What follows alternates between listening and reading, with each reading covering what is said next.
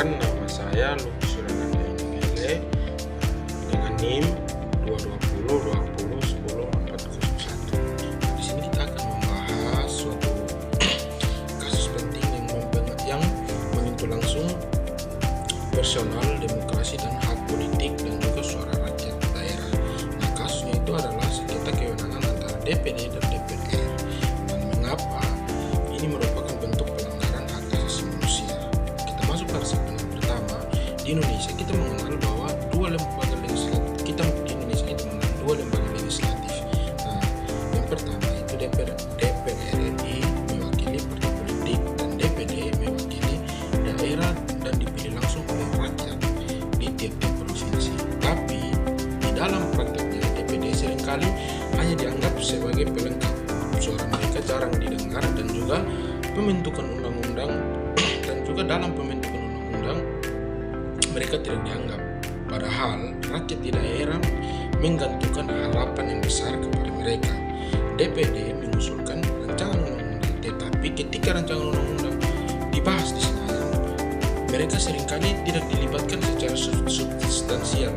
DPR dan pemerintah yang mendominasi semua prosesnya. Segmen yang kedua itu kasus DPD dan DPR ini di Mahkamah Konstitusi. Di sini DPD merasa kewenangannya tidak dianggap. DPD mengajukan permohonan kepada Mahkamah Konstitusi tahun 2012. Permohonan ini tercatat pada putusan MK nomor 92/PUU/2012.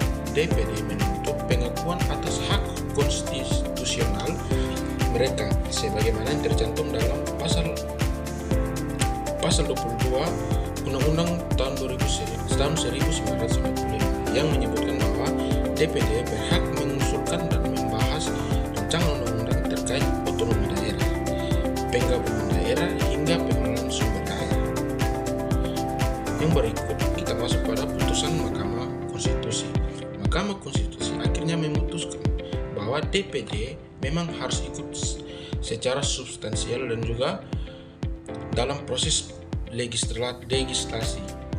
DPR dan pemerintah tidak boleh memonopoli pembahasan rancangan undang-undang. Konstitusi tetap harus dijalankan dan dijadikan pedoman utama. Putusan ini menjadi angin segar bagi perwakilan daerah, tapi apakah implementasinya sudah berjalan? Dan kita akan masuk ke segmen yang berikut, yaitu situasi nyata korban itu DPD RI. Di sini kita membayangkan atau kita mengambil suatu contoh ya. Bayangkan jika kamu adalah seorang senator DPD yang berasal dari daerah yang tempat kamu terpilih.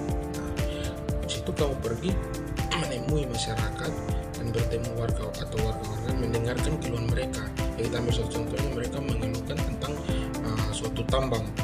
Kamu membuat rancangan undang-undang soal perlindungan daerah tentang tambang tersebut. Kemudian kamu datang ke Senayan dan membawa harapan. Tapi saat pembahasan rapat, bahkan kamu tidak diberi ruang untuk berbicara tentang pembahasan undang-undang tersebut. Rancangan undang-undang itu dibahas dan diputuskan tanpa melibatkan kamu. Suara rakyat daerah yang kamu bawa diabaikan begitu saja. Itulah yang dialami banyak anggota DPD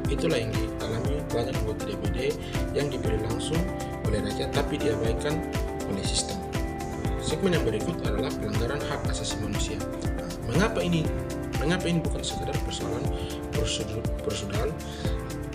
Karena ini adalah bentuk pelanggaran HAM, khususnya yang pertama itu pelanggaran hak politik. Hak politik warga negara untuk diwakili secara efektif dilanggar ketika perwakilannya atau DPD tidak diberi peran nyata. Ini melanggar pasal 25 Kovenant Internasional tentang hak sipil dan politik. Yang kedua, hak partisipasi dalam pemerintahan. Rakyat berhak ikut serta dalam pemerintahan baik secara langsung maupun melalui wakil yang dipilih secara bebas. Jika wakil tidak dilibatkan, partisipasi publik menjadi semu. Yang ketiga, diskriminasi struktural. terjadi ketimpangan antara DPD dan DPRD yang seharusnya sejajar secara konstitusional. Kita akan masuk pada segmen yang berikut, yaitu atau segmen penutup, yaitu apa yang harus kita lakukan. Putusan MK harus menjadi dasar reformasi sistem legislatif kita, tapi dalam praktiknya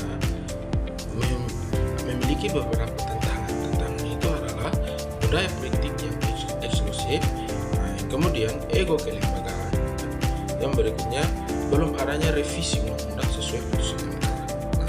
Di sini juga kita sebagai warga negara memiliki peran, yaitu mewakili partisipasi yang adil, dan yang kedua mengingatkan wakil rakyat, dan yang terakhir yang ketiga memastikan tidak ada suara rakyat yang dibungkam.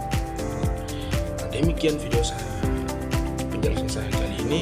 Mungkin kalau ada kekurangan saya meminta maaf, dan juga terima kasih sudah menonton video saya kali ini. Sekian dan